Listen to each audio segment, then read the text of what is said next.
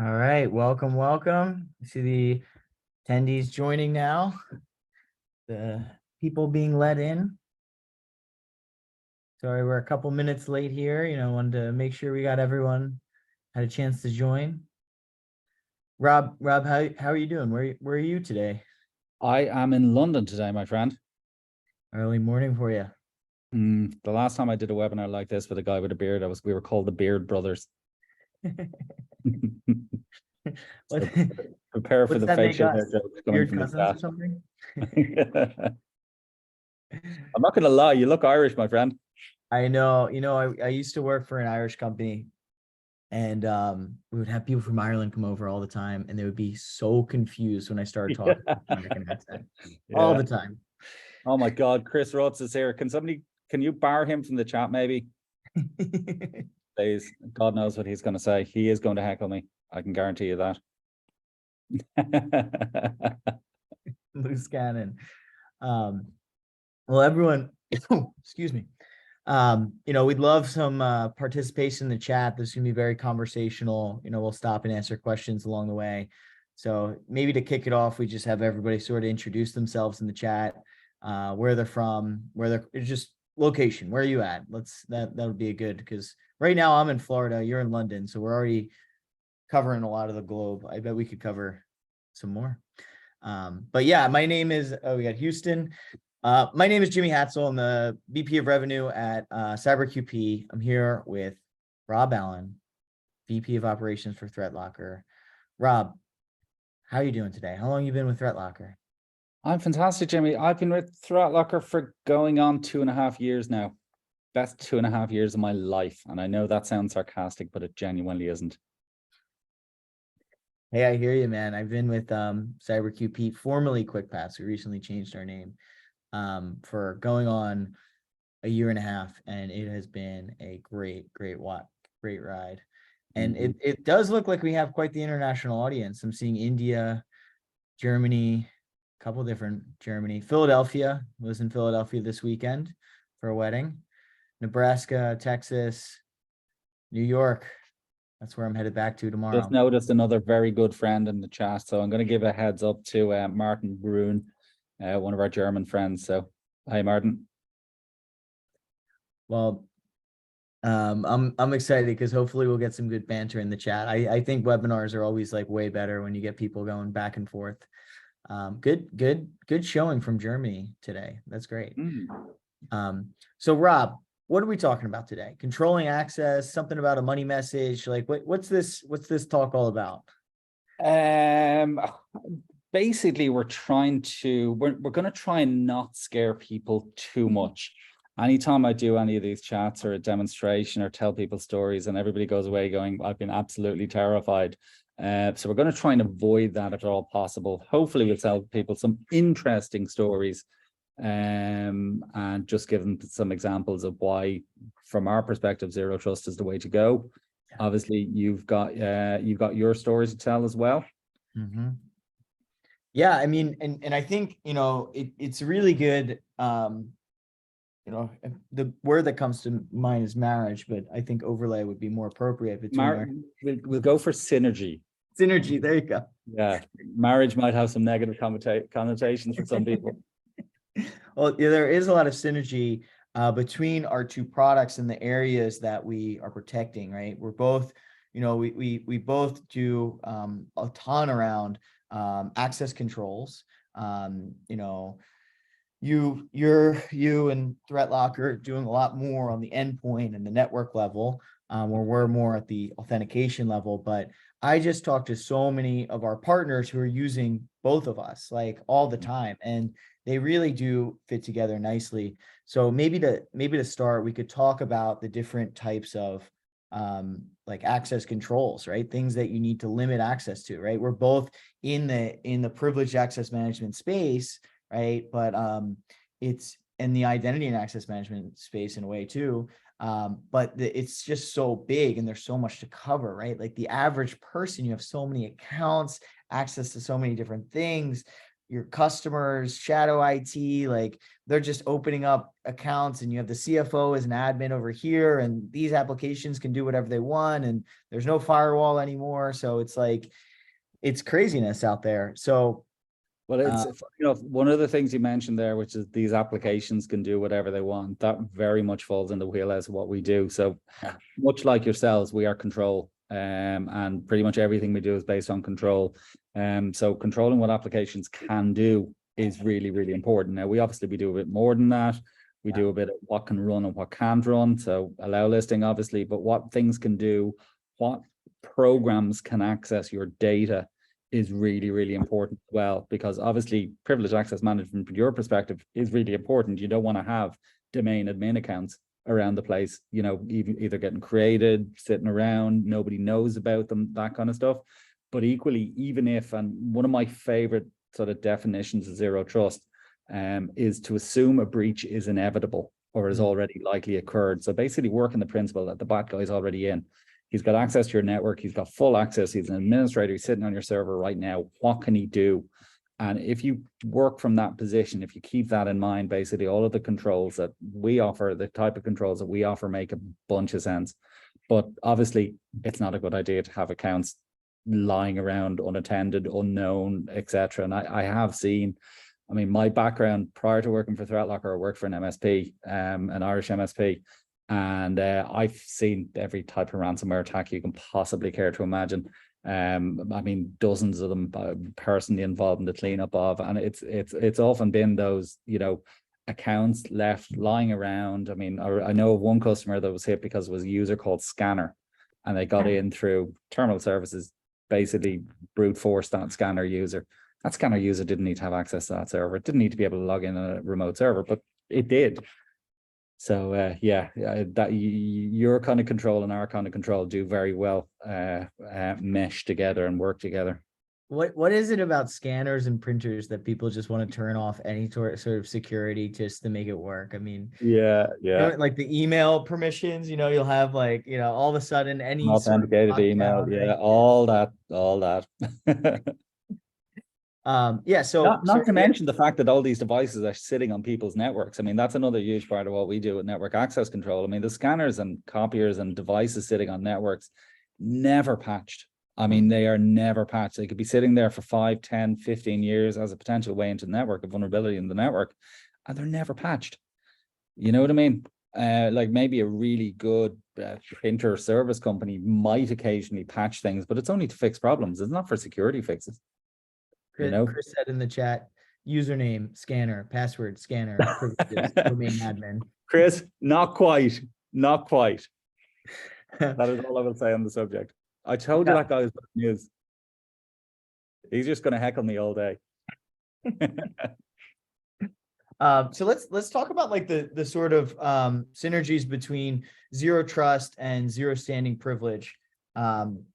Right, why don't maybe you could go first, talk about the principles of zero trust, why they're important, and then I could sort of weave in zero standing privilege, which is a newer term that we're hearing on the market now, all about tying down privileges to shorter periods of time, but similar. Yeah, from our perspective, to try and sum it up in as short a number of words or a smaller number of words as possible, it's basically the principle of least privilege. You could also, if you want to give it a few more words, you could say deny by default, permit by exception. That pretty much sums up everything that we do from an application perspective. So what can run, what can't run. Again, from an application perspective, what things can do when they're running. Can they reach out to the internet? Can they get at your data? Can they interact with other applications? Again, controls, but again, letting things do what they need to do and no more. So deny by default, permit by exception. Same with data programs. What programs have access to your data? People often get hung up with user-based ACLs, user-based permission. So Rob has access to a folder. The problem with that is once Rob has access to a folder, everything Rob runs has access to that folder as well. So whether it be good or bad or Angry Birds or a piece of ransomware, if I've got access to stuff, it has access to that stuff as well. And that's why ransomware is so successful. You know what I mean? But the other thing, and I know we're going to talk about what people need to concern themselves with, but one thing that people really should consider these days is the fact that running ransomware often isn't the end game. That isn't what happens in a lot of cases these days. It's purely about the data. It's about getting the data out of your organizations through whatever means necessary. So realistically speaking, if you're waiting for something to run for, you know, EDR or Navy to pick up, it's probably too late. They've probably got your data. It's for sale on the dark web. And the actual running a ransomware is just a way of, you know, hey, we've been in. It's a way of getting attention. I can see a lot of admin passwords coming through Yeah. in the chat. Yeah. And so, you know, tying this back to, right, MSPs, I see so many MSPs spend so much time locking down their networks, locking down applications, and then having tons of all their technicians having access to everything, right? Like, it doesn't just stop at the users, right? If you want to, you know, implement zero trust, and you want to lower privileges across the board, right? Like, it's not just applications and end users being able to do things. I, as, you know, a technician, or you as a technician, don't need domain admin to every server all the time. Like, there's a mentality that we have as IT people and technical people that Give we you all want the access. Give you right? all of that access. Exactly. But we need to think, right? Access equals risk. The more access I have, the bigger target I am, the more Carrie's like, I want access to everything. I know, me too. Right? The more access I have, the bigger target I am. So, right, the more shared admin accounts you have that your technicians are using, right? If you're right, that's more risk. You can mitigate that risk by rotating the passwords, right? Which, you know, we should be doing at this point. But it's still risk, right? You can create named accounts for every technician on every server for all of your clients, but then you've just created, you know, more risk. Yeah, if you have 1,000 servers, right, and you have 40 techs, that's 40,000 domain admins just created, right? That's just 40,000 footholds that somebody needs to pull in your entire network.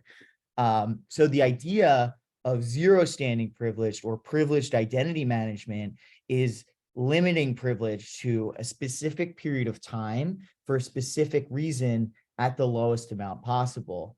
So one of the things that you know, we've done recently is we've come out with, you know, our just-in-time account feature, where on servers, instead of having all those active accounts all the time, your technicians will provision themselves one for a set period of time, and it's all documented for a set reason, with lowest privileges. So if they're just, you know, right, changing some backup settings, right, that you only need backup admin administrator settings. You don't need domain admin. Deactivating that account automatically over, you know, a set period of time. So this concept of, right, zero standing privilege, right? I don't need just admin accounts with standing privilege out there all the time, and privileged identity management, getting out of the habit of we're giving everyone access to everything all the time because you're the you know, you're the server administrator, right? So you have administrative access to that server. Like, no, you're the server administrator, so you have administrative access to that server from 2 to 4 p.m. on Wednesday, because that's when you're planning to do the updates on that least server. privilege. Yeah, Just least privilege. Yeah. So, and I mean, it's like, I just, like, you have to lock down all the levels, like the authentication level, the things that people are actually logging in with. You need to lock that down. The endpoint level, right? You need, your application shouldn't have permissions to things, right? If you're using service accounts, right? Just are all of your service account passwords logged in your IT Glue instance, that if a hacker got in, they could go, you know, use those accounts to go do something, right? You need to rotate the passwords for them or do something. Like, they shouldn't just be the same and everybody has access to it all the time. The network level, right? That all the network access controls, and locking that down, making sure one device can't go access another device. Like, why does, you know, the printer need to be able to access the server that is servers, production, right? Like, no, it needs to access the files, right? If you're still using a file server, but a lot of people, I shouldn't say if you're still using, you know. Actually, listen, I know, I mean, network access control is huge. I mean, I did a scan on my network at home recently, and there was somewhere about 75 devices, everything from lights to Nest to my front door to doorbells to my oven was on my network at home or is on my network at home. Now, I can tell you one thing with absolute certainty. I have never patched my oven. Just never did it. Never did it. Some of the devices on my network might be up to date. I mean, the fact of the matter is half of them are probably from China anyway. You know what I mean? Or being manufactured in China. But a lot of those devices are basically footholds, as you said, potential ways into my network. Now, fortunately, my work machine running ThreatLocker, network access control, blocking everything. You know what I mean? But it's terrifying to think of all of those IoT devices that are all on all of those. Oh God, Brody's here as well. Hey, Brody. Where can we get QP and TL for ovens? Yeah, 2024 roadmap there. Yeah, definitely. But yeah, just all of those devices. I mean, obviously that's my house, okay, but it's the same in people's network. I mean, I remember, 4 or 5 years ago, when I still worked for the MSP, and a customer of ours, very good, very long-standing customer, wanted to put his radiators onto the network. So basically they had wanted to put in some sort of smart radiators, smart heating system. Do you call them radiators in the US? I do. In the Northeast, we call them that, but I don't think they have them in a lot of the country. Yeah, well, that's true. You probably don't need them in Florida. Yeah, well, even that, it's like where you have older homes, where you have oil and gas, Gotcha. Yes. steam Well, anyway, radiators. the point is this customer wanted to put his radiators on the network. Now, I remember at the time, and again, bear in mind, this was 5-6 years ago, being vaguely uncomfortable about it and saying, look, just you're putting that thing onto the same network as everything else, probably not a good idea. Now, we didn't in that particular case, but again, just think of all the things that people connect to the Wi-Fi without even thinking about it. You know what I mean? Your average network probably has, as I said, apart from printers and scanners and copiers and stuff like that, there's so many other things in the network these days that you need to protect yourself from. And now, like I'm in a hotel right now in Orlando, right? Like it's people are mobile, and like, I don't know when the last time this hotel updated the firmware of their access points, right? Or their firewalls or their routers, right? I don't know when I go visit family and take a call from there. I don't know when the last time my dear mother updated the firmware of her home router, right? I don't think she's doing that. Yeah. Oh, listen, we were in a hotel for an event in Prague last year, and we literally came to the hotel. Don't join the hotel Wi-Fi anywhere near anyone. No, the point is, ThreatLocker. literally the day before we arrived, they got hit by ransomware. The day before we arrived for a security conference. Yeah, so we I'm not gonna lie, we did think twice about joining the Wi-Fi.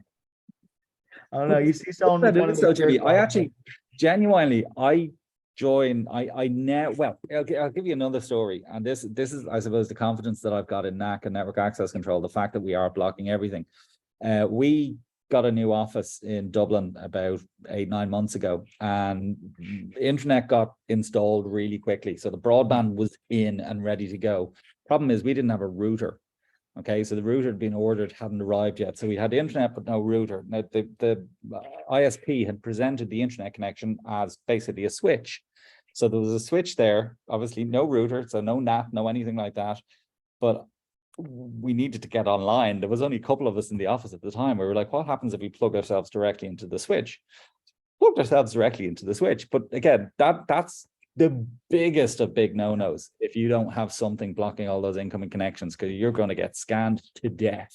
But because I've got NAC, because everything was getting denied by default, it was something that I was able to do.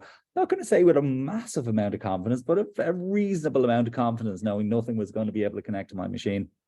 Well, I think I think people, overvalue certain things in security, because you can never fully lock down at the end of the day, if a nation state hacker really wants access to your machine, it may take some extra time. Like, they're gonna figure it out somehow, right? And you have tools to catch it as fast as possible and block it and not let them move around. But right, it's always a balance between mitigating the threats, and continuing to be productive and yeah, my laptop would work great if I never connected to the internet. Like I would be super secure, but like, I Not mean, really practical.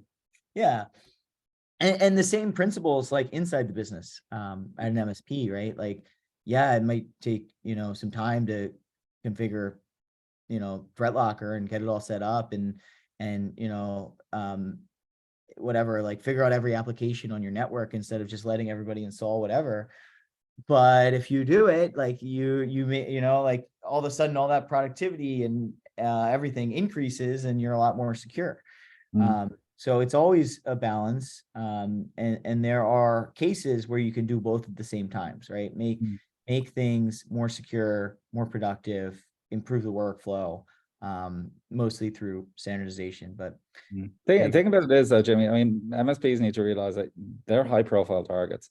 You know what I mean? Like if I'm a bad guy and I want to, like, why would I try and get into one of your, 100 customers or 200 customers or whatever number it is? I can get into you. I've just got into your 200 customers and I probably have a very convenient method of pushing out malicious stuff via your RMM. I mean, Danny, our CEO, tells a story about a company he worked with that were getting notifications from their EDR. Now, it was actually, I don't know if they were misreading it, but long story short, the notifications to the EDR were saying something about connections to Russia. Now, it was actually connections from Russia. It turns out, basically, one of their techs had left so he left his laptop at home, okay, and he'd opened port 3389 to the internet, okay, because he wanted to be able to work when he was out and about. Now, that machine was getting hammered with incoming connections, 3389, basically just trying to brute force their way into the machine. Now, had they been able to, that was game over for that MSP. You know what I mean? Because he had his RMM open, right? So if somebody had managed to get into that account, RMM open, that is literally game over for that MSP. And I have another example of a similar situation where a customer of ours was handing over a customer to another MSP. So they're basically still running ThreatLocker, fortunately, but they handed over all the details, passwords and everything else to the new MSP. What's the first thing the MSP did? Opens port 3389 to the internet.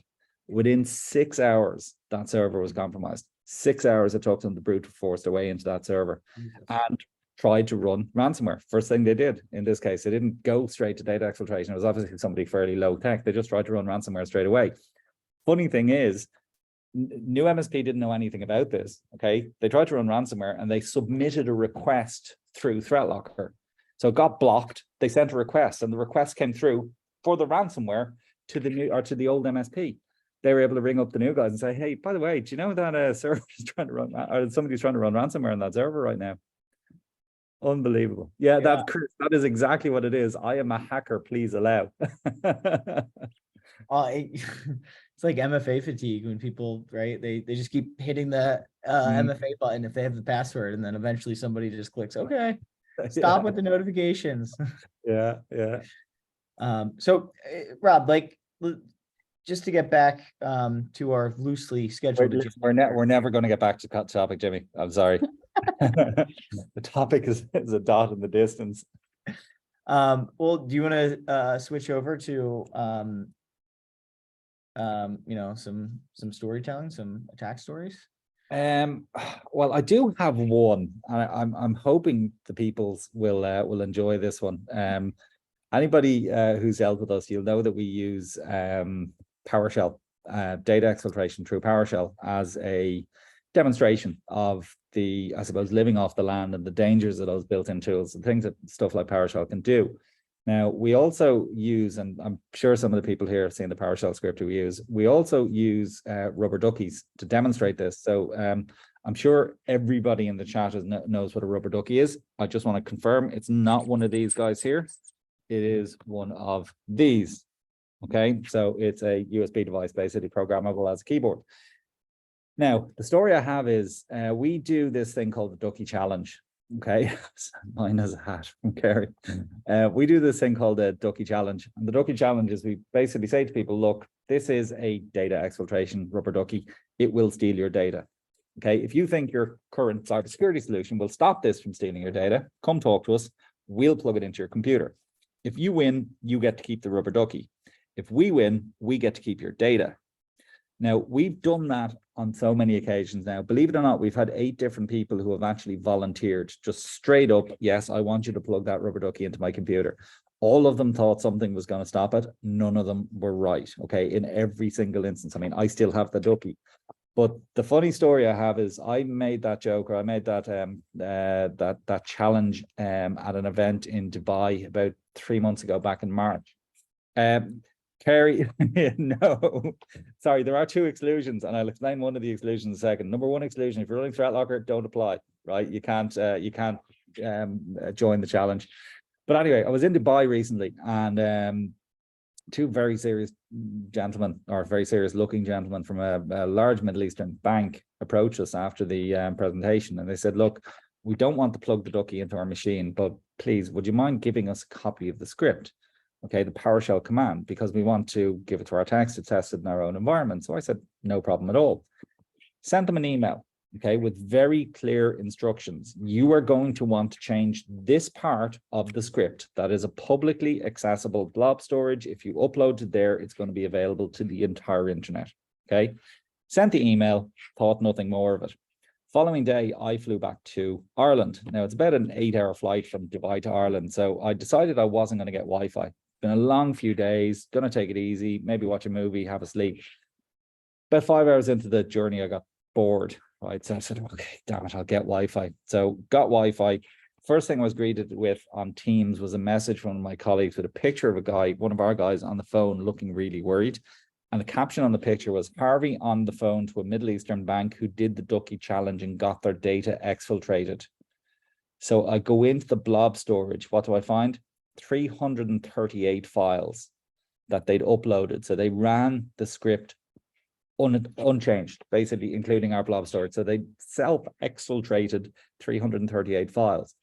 Now, this is the security guys in a bank, okay? Now, I don't know if they thought something would stop it. I don't know if they accidentally just ran the PowerShell script. I have no idea. But the funny thing about it is, so that was back in March, okay? I went into that. Now, sorry, just to clarify, I did delete their stuff, okay? I did, even though the deal was we get to keep it, I didn't keep it. But I went back into the blob Did you check storage. how much money was in there? Well, I do go into the blob from time to time to see if anybody has tried to run it. Now, we tend not to give the script out because this is my fear. Like we've done webinars with this script, and everybody goes, "Can we have the script? Can we have the script?" And I'm like, "Oh, I don't know if that's a good idea." But anyway, I went back into the blob about beginning of last month, so beginning of May. What did I find? More files from the same bank. And get this, uploaded by 2 different users. So they had 3 separate self-exfiltrators within that one organization, within the security section of that one organization. Now, it just boggles the mind, absolutely boggles the mind. But I mean, I've seen people with so much confidence that what they use will stop this.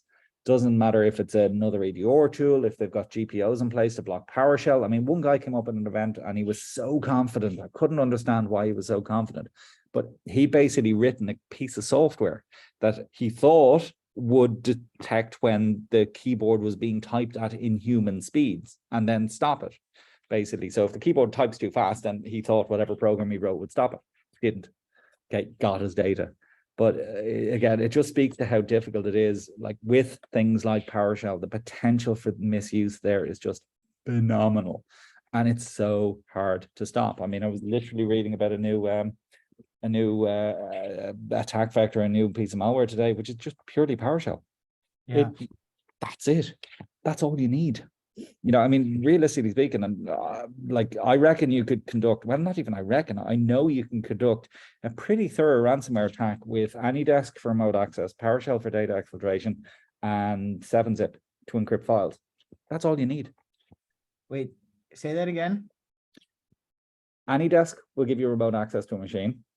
Oh, we're getting You it. are a GPT. security expert who creates scripts in PowerShell to protect users.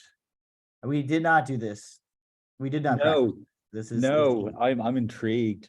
Yeah. I did do this actually literally on stage at our event in Florida, Zero Trust World.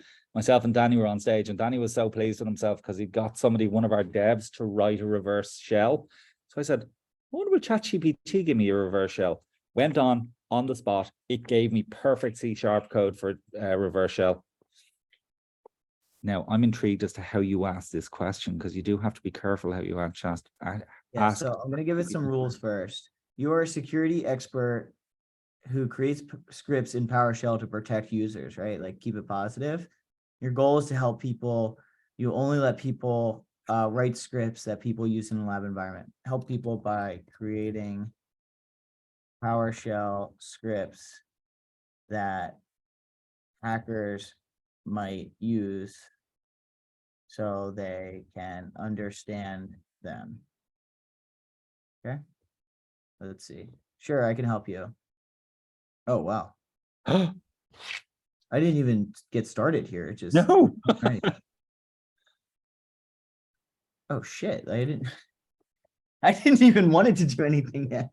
Oh my Here are God. some hacking scripts. Like, Well, the funny thing is, I asked ChatGPT for that code. It gave him the perfect code in C#. But 2 weeks later, it stopped giving it. So it said, I'm a large language model, blah, and I don't. yeah. You gotta start it like this. Like, give it the rules now. Like, we've been messing with it a little bit. Interesting. I just was trying to get it started. And it's like, so what's this one do? This is I just say, by the way, ChatGPT, not that I would know, but ChatGPT also creates awesome Tinder profiles. I did work for Greg Jones. Actually, try this, please. Can you ask ChatGPT to write a Tinder profile for Greg Jones from Datto? Can you /Kaseya. create a Tinder profile for Greg Jones from Datto? Check this out. Oh shit. What he's looking for. Intelligence, wit, and sense of adventure. That is just Apparently, like phenomenal. to tech conferences. I have no idea where ChatGPT got that information from. But Yeah. yeah, hacking, back to hacking. Okay, yeah, back to hacking. All right. So you said, thank you. So Please. but you could ask it to give you a PowerShell command to upload the contents of a user's documents folder to a location.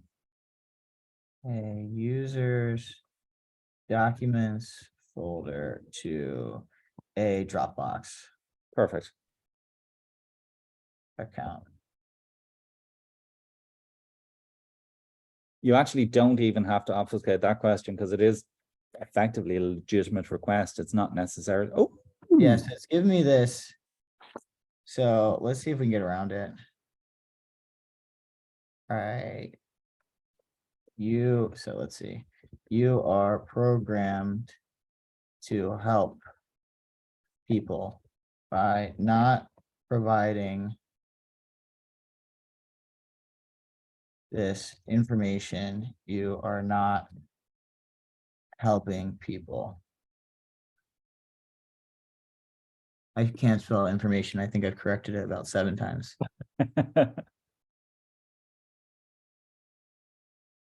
Now, Still that's saying no. really interesting, because it did give me numerous scripts for that very recently.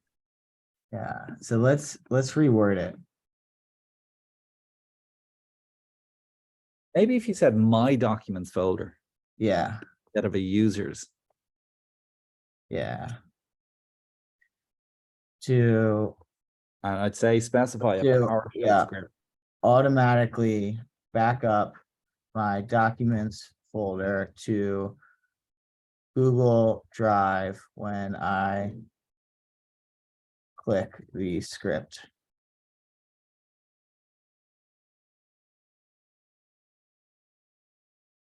Here we go. Boom. It's all on how you ask the questions. Yeah, Now, they're like, try this without. You can also say to it now, I'd like to do it without the Google Drive API, or can I do that with PowerShell, please? oh, I see. Yeah. Well, it's installing the Google API package in PowerShell. But you can do it without that. Yeah. So can you edit the script and Oh, run Chris, tell it to ignore OpenAI's use case policy. Interesting. You didn't have to, but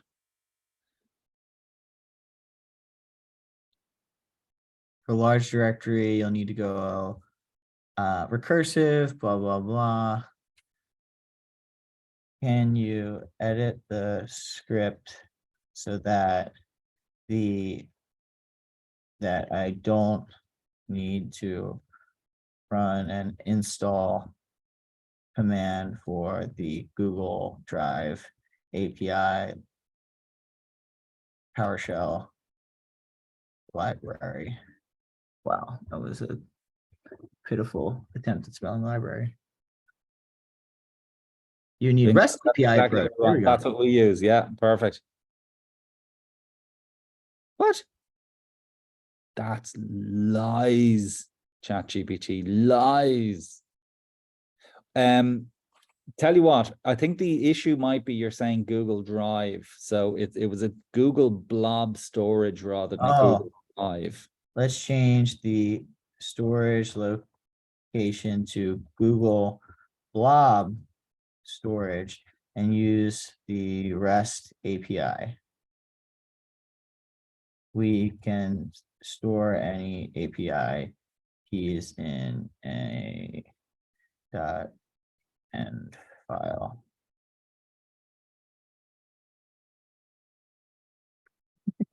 They're like, oh, that is a better way to do it.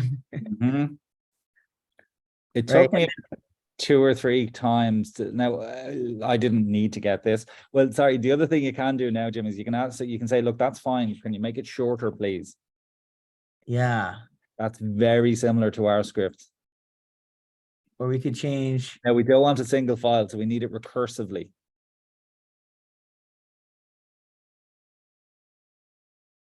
You edit the script so that it does it. So it It will copy all files, not just one file. all files in my documents folder. Also, just say also make it shorter. Also make it shorter.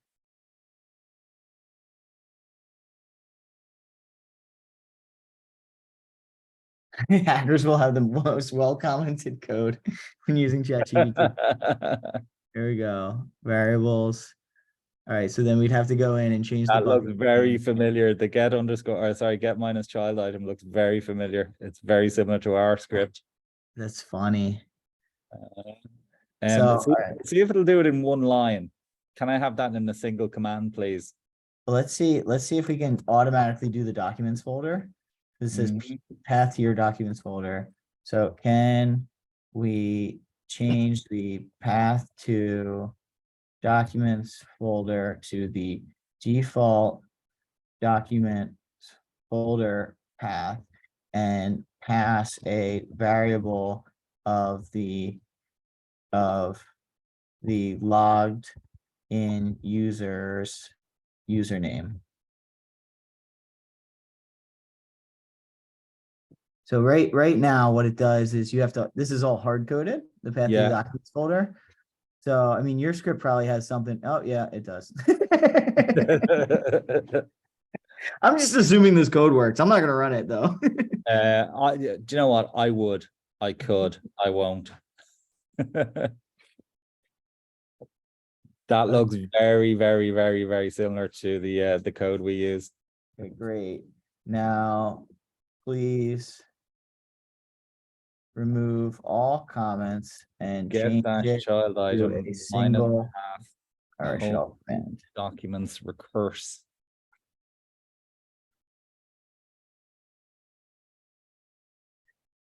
Yeah, that looks There you go. very much like it. Oh, there you go. Username, profile, documents. Chris, somebody's a PowerShell user over here. I mean, that's a pretty. Yeah.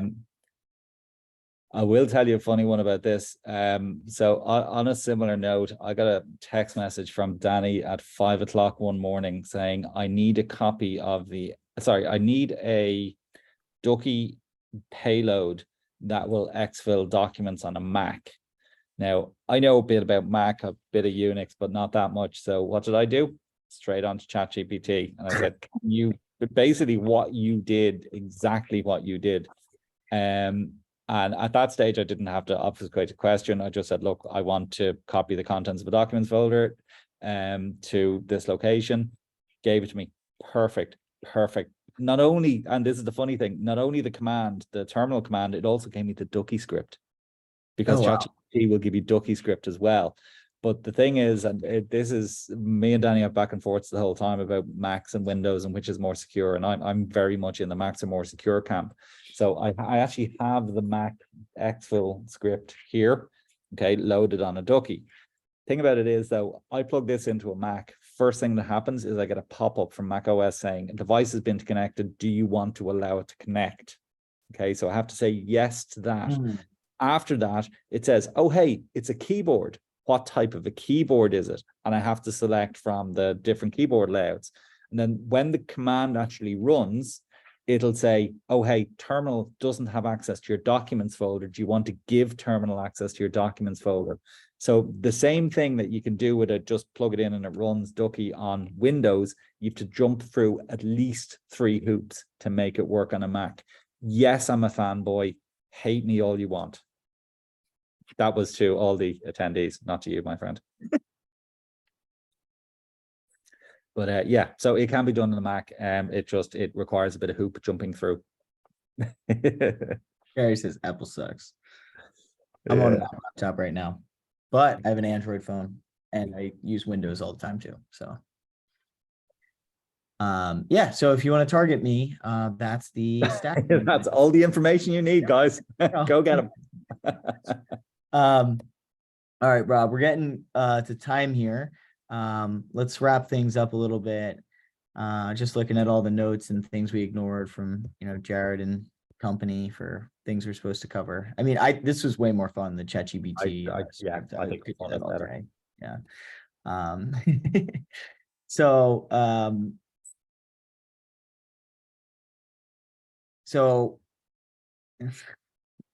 what types of risks are MSPs avoiding with controlling access? Thanks, Chris. Apple also has a find me when you leave your iPad on a plane. Yes, that has happened. Love you too, buddy. There's a story there. There is, and I'm not going to tell it. I'm not going to tell it. It involves 3 times major winner and European Ryder Cup captain Padraig Harrington, but that story will remain untold. Okay. You have me intrigued. I'll ask you about it next time I see you in person. Yeah, next time it's too long a story and people get really bored if they don't like golf. Purchase ThreatLocker for this. Yeah. There you go. I just realized, oh my God, I was supposed to have a Zoom background for this and I completely forgot to turn it on. It's okay. I'm gonna get in trouble, but that's all right. Jared, you want to pop up the closing slides? Let's finish it. Let's close this webinar out. In summary, limit access to everything all the time. Yeah. CyberQP and ThreatLocker, great products when paired together or individually.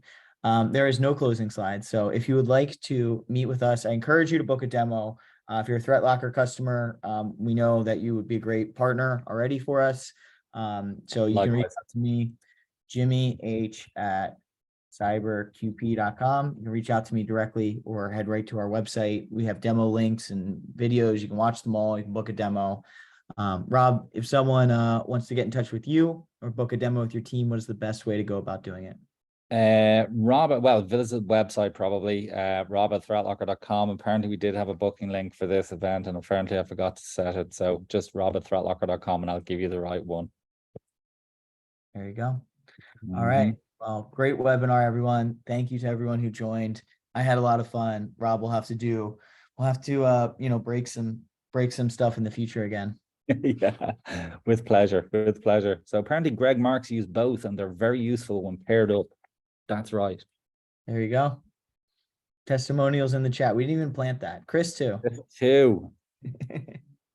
I'll take back everything I said about you, Chris. And Carrie, 3. Wow. It's good then. We might as well just have a partner meeting here. We have like the whole. All right. Take care, Rob. Thanks a And million. everyone else. Thank you. Bye bye, everyone. Bye-bye.